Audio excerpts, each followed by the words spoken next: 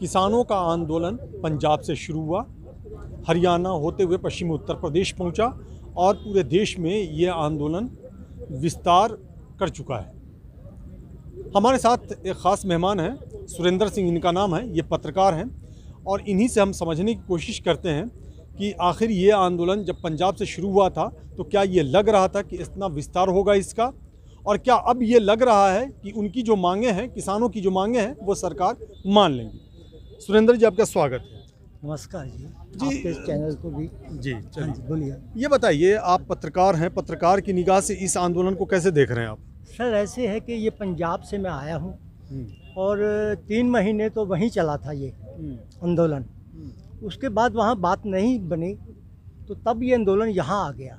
तो आज मैं पहली बार ही आया हूँ यहाँ पे ये देखने के लिए कि गाजीपुर बॉर्डर पहली बार आया? पहली बार आया हूँ। तो मन में बहुत इच्छा थी कि वहाँ जाऊँ, देखूँ क्या बात हो रही है। देखिए, हर आदमी के अलग अलग विचार हो सकते हैं, मेरे अलग विचार हैं, हो सकता है कोई सहमत हो या ना हो। तो मैं ये कहना चाहता हूँ कि सन 47 के बाद किसानों की दिशा और दशा के बारे में किसी भी सरकार ने ध्यान नहीं दिया है। बाकी सभी वर्गों जो कि नौकरी पेशा लोग हैं उनके बारे में काफ़ी, उनकी तनख्वाह भी बढ़ गई, सब कुछ हो गया, मगर किसान गरीब का गरीब रहा। मैं ये नहीं कहूँगा कि पंजाब के किसान गरीब हैं, पंजाब में बहुत अच्छे अच्छे किसान भी हैं, मगर मैं अभी यहाँ आया हूँ, मैं देख रहा हूँ कि हरियाणा में कोई उतनी तरक्की नहीं है। वहाँ जो तकनीक चल रही है, जो किसान अपने जो औजार लेके आते हैं, वो यहाँ नहीं देख रहा मैं। सो कहने का मतलब ये है कि जब से ये मोदी सरकार आई है तो मोदी सरकार वही हाल है जैसे अंग्रेज़ होते थे। तो अंग्रेज़ करते थे फूट डालो और राज करो, इसी तरह से इनका भी यही काम है, फूट डालो, कंगाल करो और राज करो। महंगाई इतना बढ़ा दिया है कि बंदा कंगाली के हाल में जी रहा है। कोई भी आदमी ये नहीं कह सकता मैं पैसे बचा सकता हूँ। आज कल तो ये हाल है कि यदि शाम की रोटी मिल जाए तो समझ लो कि ठीक है। अभी दूसरा कोरोना का डर भी है। तो इनकी जो पॉलिसी है, जो मैं सोचता हूँ कि अच्छा, आपने कुछ लिख रखा है? क्या है ये? क्या है ये? यहाँ लिख रखा है कि इनका ये है कि हिंदू, मुस्लिम, सिख, ईसाई सभी को लड़ाते रहो मेरे भाई।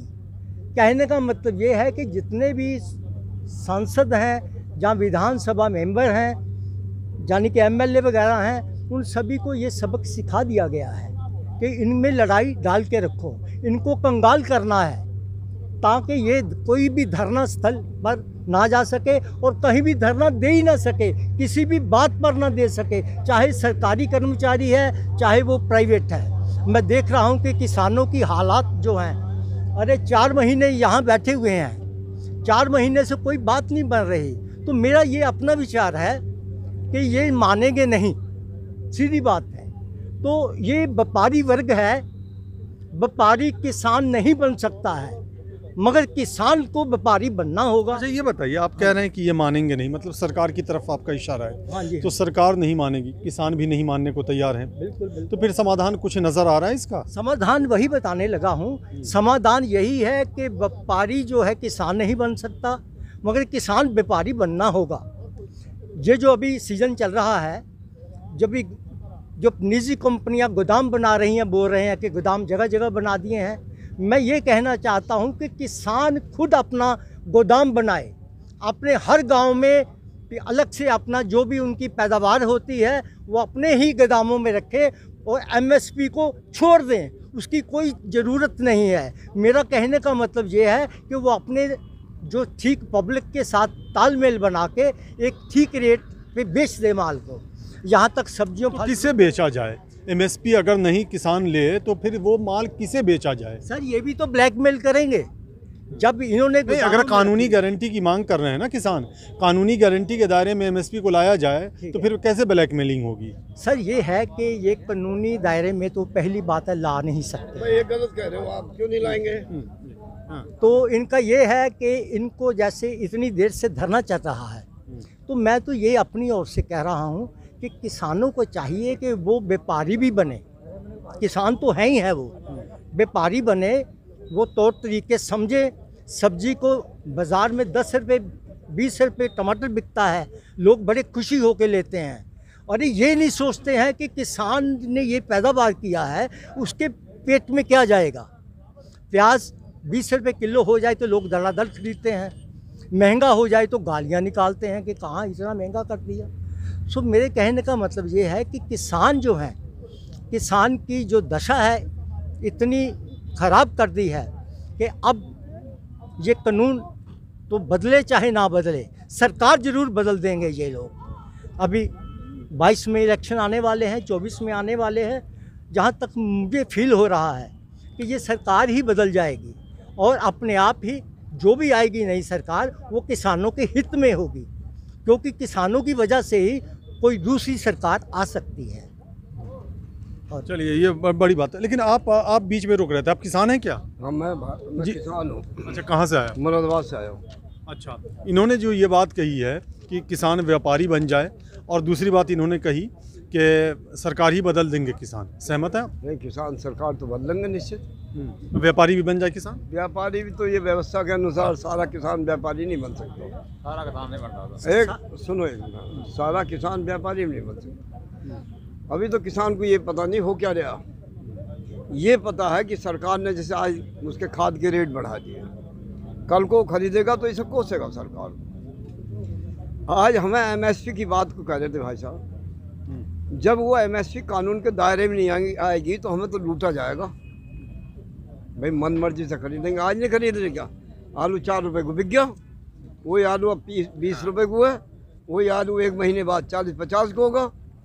ये लुटाई नहीं गया, इनके भंडार अपने भंडारों में एकत्रित कर लेते हैं। गन्ना है, वही चीनी आज 34। तो रास्ता इसका क्या? नहीं बताएंगे। हाँ, जल्दी से। वही चीनी 34 रुपए को है, वही चीनी अब 40 को होने वाली है।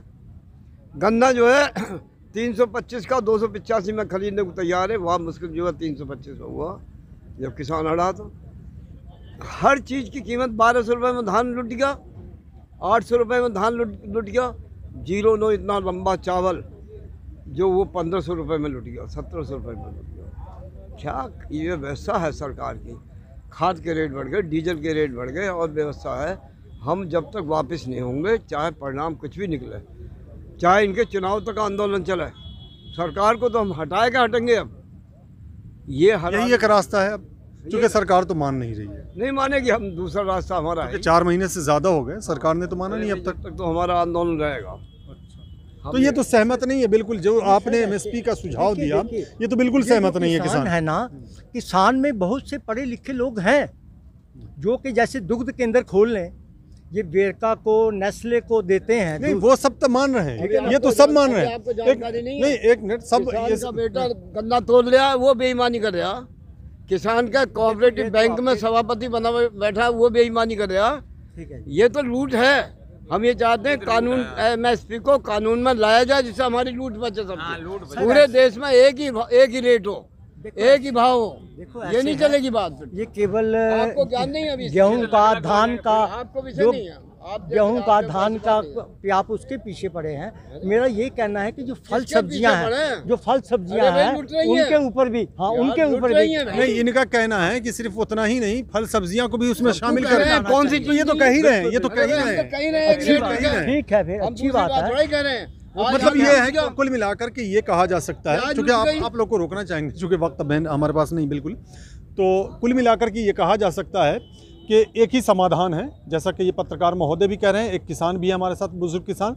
इनका कहना है कि सरकार ही हम बदल देंगे, अगर हमारी मांग ना मानी जाए तो हम सरकार ही बदल देंगे, यही एक समाधान है। क्योंकि किसानों के माध्यम से ही किसी सरकार का गठन होता है। किसान अगर पूर्ण बहुमत के साथ किसी के साथ चला जाए तो उसी की सरकार बनती है। तो जाहिर सी बात है, अब एक ही टारगेट है किसानों का कि हम इलेक्शन का इंतज़ार करेंगे और अपने वोट के प्रयोग के ज़रिए हम सरकार बदल देंगे, तभी इस समस्या का समाधान निकलेगा।